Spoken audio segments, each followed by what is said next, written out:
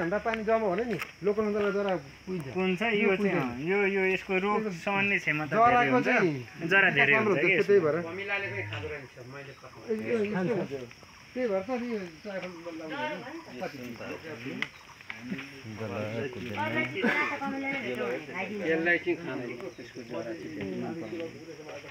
त्यही भएर यो माटामाथि जाँको साह्रै रोप्नुपर्छ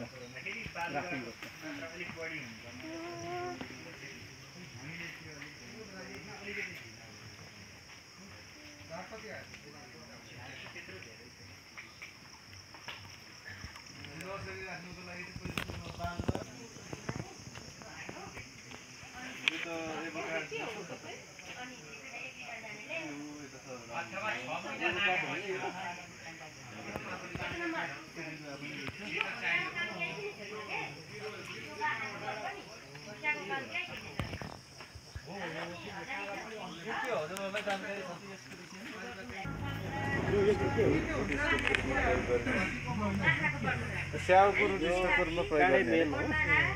जंगल यो चाहिँ किनिएर यो हलुवा दे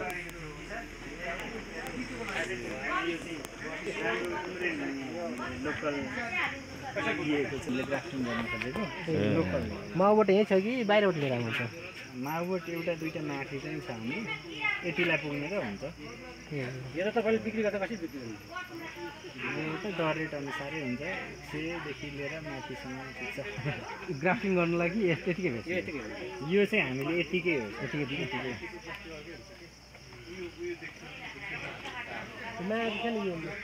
कुन जातिको यो माथि सिराङको चाहिँ जापानिज लर्या भन्छ त्यसको नाम पेसेन्ट फुड भन्छ त्यो पेसेन्ट फुड जापानिज लर्या यस्तो लहरा जान्छ हैन यसमा यस्तै अब साउदिने हो ग्राफ्टिङ गर्नको लागि जङ्गली नेम रहेछ यो चाहिँ ग्राफ्टिङ गर्नको लागि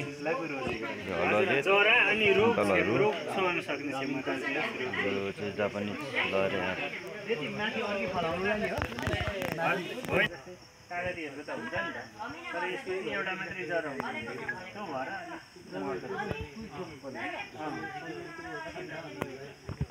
तलतिर पाखा हाल्नु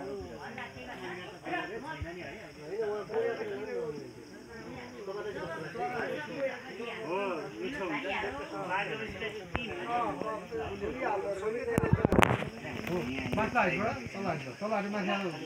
टेक्निकली हिसाबले पनि जहाँ सुके पनि तपाईँको 1200 मिटरभन्दा माथिको उत्पादित बिरुवा मात्र देख्नु हुन्छ नि त्यो भएर चाहिँ हामीले यो चाहिँ किनभने मैले मोरङबाट ल्याएँ हैन जम्मा 500 को गाडी मोरङबाट यहाँ पुटे हुन्न भएन ठ्याक्क फेरि लकडाउनमा परे म हैन लकडाउनमा अब गाडी खेल्नु दिएको यस्तो दुःख लिएको हैन सिट रस्ता ल्याउने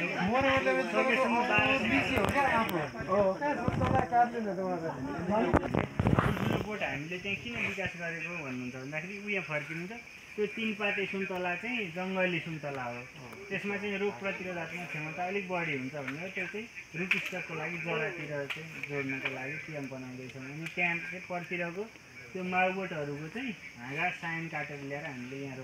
जोड्ने हो अनि यहाँ माटो जम्मा गरेको छौँ यो माटो चाहिँ हामीले सबै पोली ब्यागमा भरेर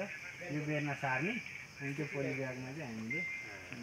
ग्राफ्टिङ गरेर बेर्ना बिक्री गर्ने ग्राफ्टिङ गरेपछि टिकटक तिर त देखेथे नि त्यो पोली ब्यागमै फलेको त्यस्तो फलिहाल्छ जस्तै बोटमा माउ बोटमा फलिराखेको छ भने त्यो ग्राफ्टिङ त्यही हाँगा ल्याएर नै जोड्ने हो यही परतिर हेर्नु भयो भने फलिरहेछ त्यो परतिर हो फलेछ त्यो पाक्छ पनि सर होइन पोहोरै हामीले 2टा बोटमा फल्न दिएको थियौँ कि त्यो उन्सु कस्तो हुँदो रहेछ त भनेर उन्सु हेराएको राम्रो भयो सुन्तला चाहिँ हुन्छ कि हुँदैन विशेष जुनार चाहिँ सरेको देखेको थिएँ सुन्तला पनि फल्छ नि त्यसरी फल्छ नि फल्छ सुन्तला फलिरहेको छ हामीले पोहोर छोडिदिएको थियौँ कि 2 बोट चाहिँ ट्राई गरौँ भनेर तर फल्न चाहिँ जस्तै सानैमा चाहिँ फल्न नदिनु किनभने बोटको विकास राम्रो हुन्छ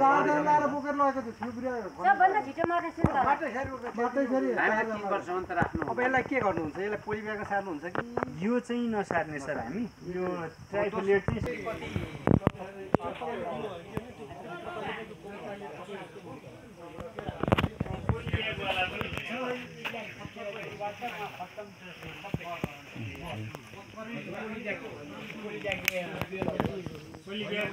यो चाहिँ 3 पातेको बिरुवाहरू चाहिँ साथीहरू